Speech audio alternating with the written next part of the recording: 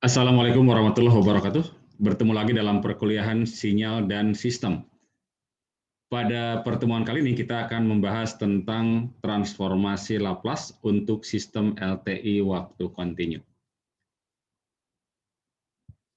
Di video sebelumnya ya, kita pernah membahas tentang sistem LTI waktu kontinu, dan kalau kemudian kita review sepintas bahwa respons ya, sistem LTI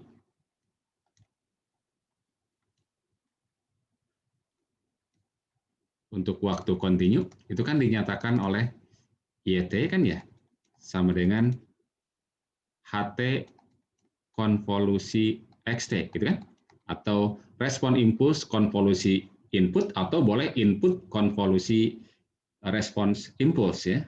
Jadi bolak-balik sama saja. Nah, yang membedakan nanti definisi integralnya ya, atau menghitung konvolusinya ya. Kalau begini maka ini berarti min tahingga sampai tahingga dari H tau kali X T min tau D tau kan gitu ya. Kalau XT konvolusi HT berarti di sini ganti saja X tau HT min tau ya. Jadi hanya cara menghitungnya hasilnya sama. Oke, inilah yang sudah kita lakukan ya untuk menganalisis output dari sistem LTE waktu kontinu. Nah, kali ini kita akan melihat ungkapan lain ya, atau teknik lain untuk menganalisis sistem LTE waktu kontinu, yakni dengan memanfaatkan transformasi Laplace.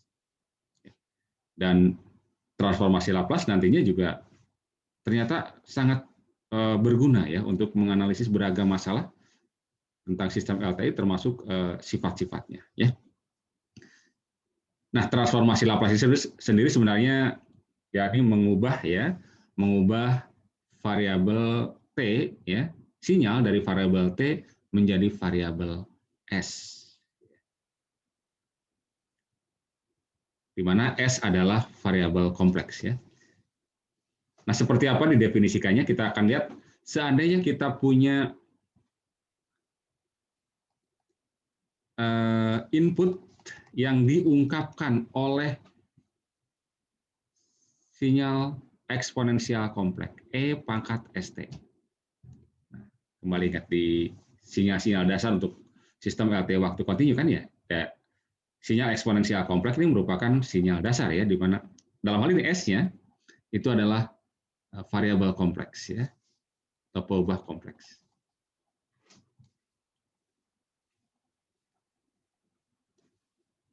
Nah, seandainya XT sama dengan E pangkat ST, ini sebagai input terhadap sistem LTI, maka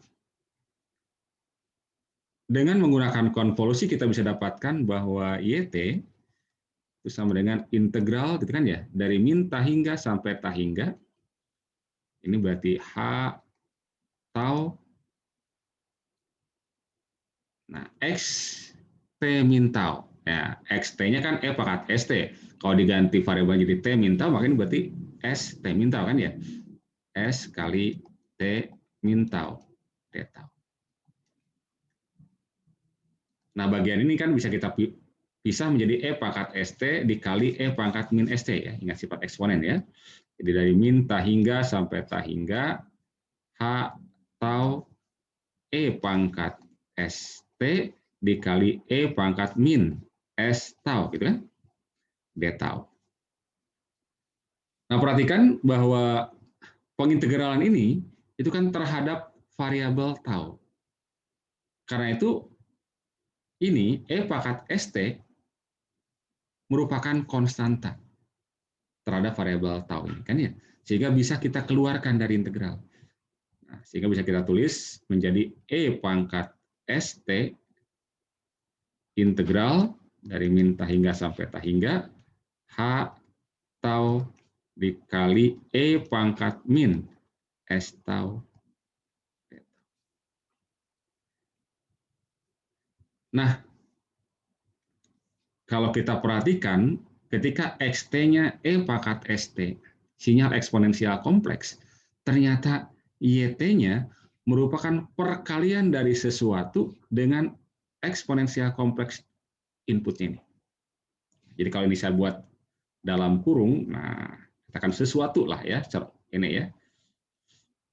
Ternyata ketika xt-nya adalah e pangkat st, iat-nya juga perkalian dari sesuatu dengan apa? E pangkat st. Nah, kalau dipenuhi keadaan seperti ini, maka yang ini, yang dalam kurung kemudian disebut sebagai nilai eigen. Ya. Jadi secara umum kalau seperti ini ya, inputnya e pangkat st, outputnya perkalian dari sesuatu dengan e pangkat st, maka sesuatu inilah kemudian disebut sebagai nilai eigen.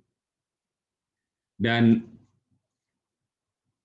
kalau kemudian kita integralkan, ya, dengan memasukkan batas-batasnya, maka nanti variabel tau-nya kan hilang. Yang muncul adalah apa? Variabel s, jadi konstanta s ini. Ya. S kan terhadap tau konstanta ya, jadi ini akan merupakan fungsi dari s. Ya. Jadi dapat ditulis ya bahwa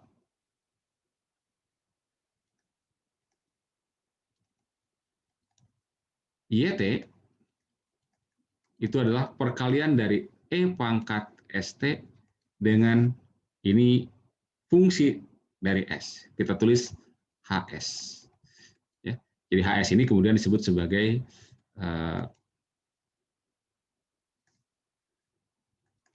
nilai ya, nilai eigen dari E pangkat ST. Nah, di dalam hal ini HS ini definisinya ya ini ya. Jadi HS itu adalah integral dari min tahingga sampai tahingga dari H T E pangkat min S T maaf tau ya. Oke, kita masih bicara ini. H tau E pangkat S tau D tau. Nah, sekarang kalau kita coba ganti variabelnya ya, ganti tau oleh T ya. Maka kita akan dapatkan HS. Nah, HS itu adalah integral dari min tahingga sampai tahingga H T E pangkat min ST DT. Nah, ungkapan ini ya, kemudian disebut sebagai transformasi Laplace. Jadi HS ya, HS didefinisikan sebagai transformasi Laplace dari HT.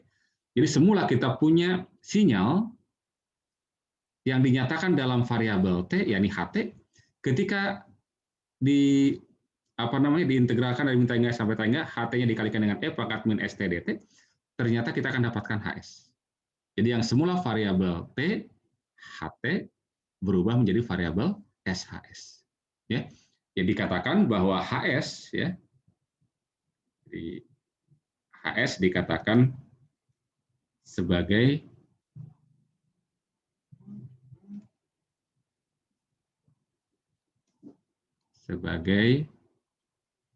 hasil transformasi ya,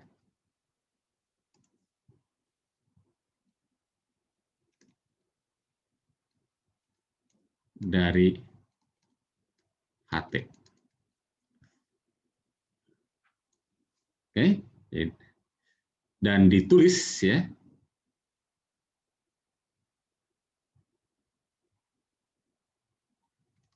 bahwa HS adalah dengan simbol ya HT.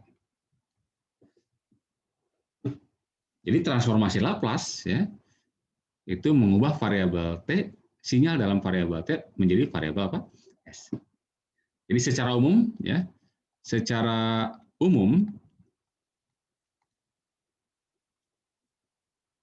transformasi ya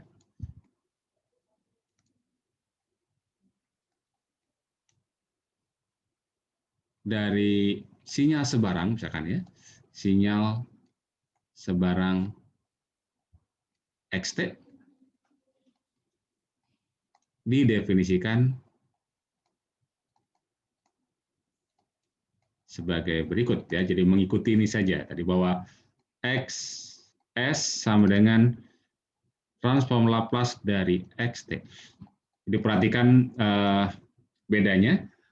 Kalau dinyatakan dalam variabel T, ini menggunakan X kecil, ketika di transform Laplace, maka ini jadi X besar dan variabelnya jadi S. Ya.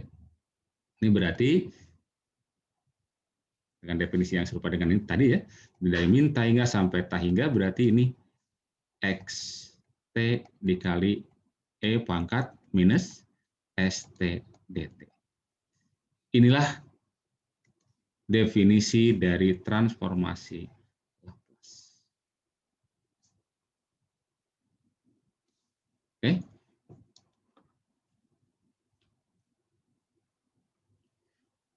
Nah, terkait dengan hasil dari transformasi Laplace, karena ini merupakan apa namanya, integral improper ya, improper integral atau integral tak wajar ya. Jadi hasil integral ini ya bisa saja konvergen, bisa juga divergen ya.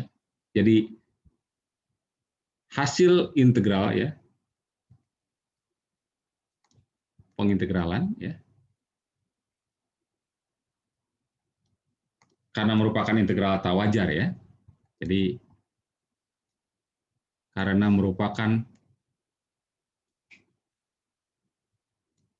integral tak wajar ya.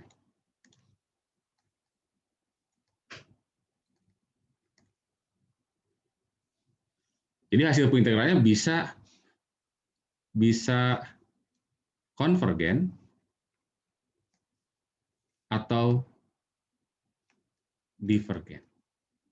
Nah, konvergen itu menuju ke satu nilai ya. Sementara kalau divergen itu menuju tak hingga ya.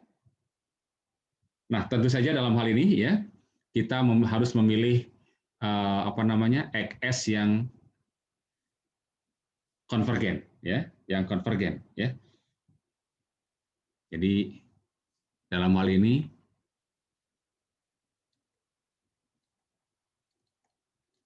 XS haruslah konvergen. Nah, nanti ini berkaitan dengan apa? Nah, supaya konvergen biasanya ada S yang memenuhi ya. Jadi kalau kita ingat karena S itu adalah kompleks ya. Jadi S itu kan boleh kita tulis misalkan sigma ditambah dengan J omega misalkan ya. Ini bilangan kompleks ya. Nah, agar XS konvergen ya. Jadi agar XS konvergen,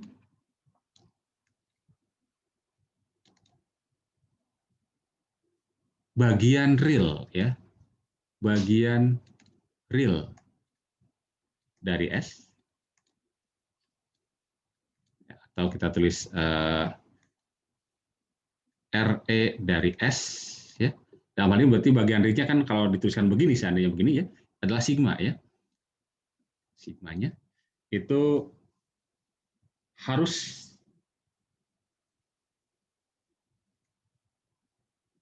dipilih sedemikian rupa ya.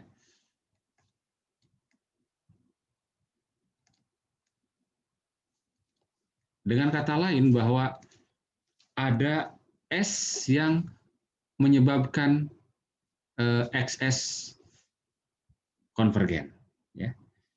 Nah, himpunan S yang menyebabkan XS konvergen disebut sebagai daerah konvergensi ya.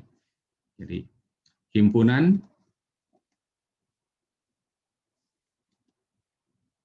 RES ya yang jadi bagian real dari S yang menghasilkan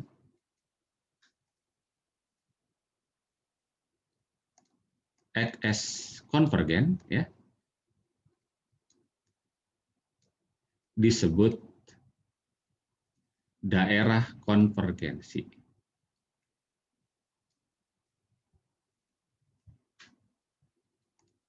Oke. Jadi boleh kita tulis, kalau daerah konvergensi kita singkat dengan istilah DK ya, atau ada yang menyebut mereka juga ROC ya, ROC, singkatan dari Region of Konvergensi ya.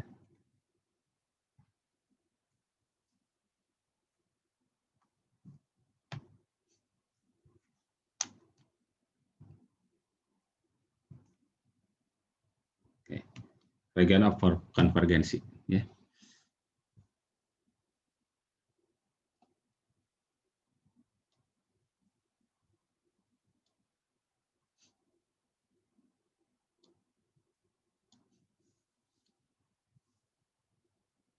Jadi kalau saya tulis DK sajalah ya, daerah konvergensi ya, itu adalah himpunan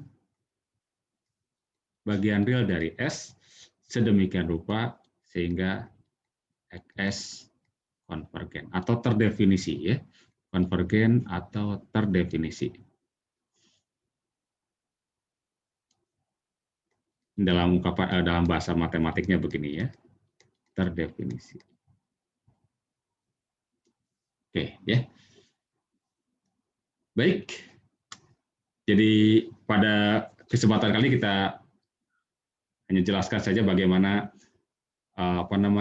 sinyal ya ditransformasikan menjadi transformasi dengan menggunakan transformasi Laplace atau diubah dari variabel T menjadi variabel S dengan menggunakan transformasi Laplace ya. Jadi inilah definisi dari transformasi Laplace. Nanti pada video atau pertemuan selanjutnya kita akan lihat beberapa contoh sinyal ya, atau bagaimana cara menghitung ya transformasi Laplace dari beberapa sinyal yang umum yang biasa kita temukan dalam praktik untuk sistem LTI ya. Oke, sementara sampai di sini dulu. Semoga bermanfaat. Assalamualaikum warahmatullahi wabarakatuh.